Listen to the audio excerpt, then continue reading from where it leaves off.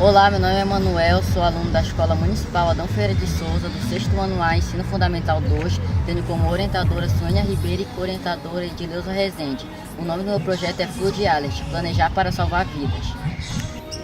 As enchentes apresentam uma série de problemas que causam diversos danos, impactando negativamente com as áreas afetadas, e alguns problemas conectados com as enchentes estão o risco à vida humana. Então, com isso, o projeto Flood Alert buscou-se nesse projeto apresentar uma solução simples e de forma eficaz para planejar e salvar vidas. E o projeto Flood Alert não vai acabar com as enchentes, e sim alertar para as pessoas se prevenir antes que aconteça algo pior.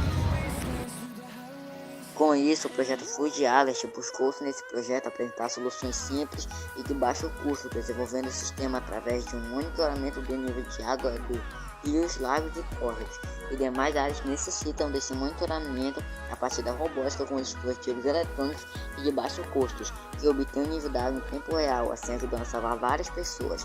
Por fim, para concluir o projeto Flood Alert, Planejar para Salvar Vidas aponta para uma implementação de dispositivos de alerta contra enchentes para comunidades vulneráveis para medir o nível da água em tempo real, assim não acabar com as enchentes, mas sim que haja um planejamento pelas autoridades ou comunidades a fim de amenizar esse problema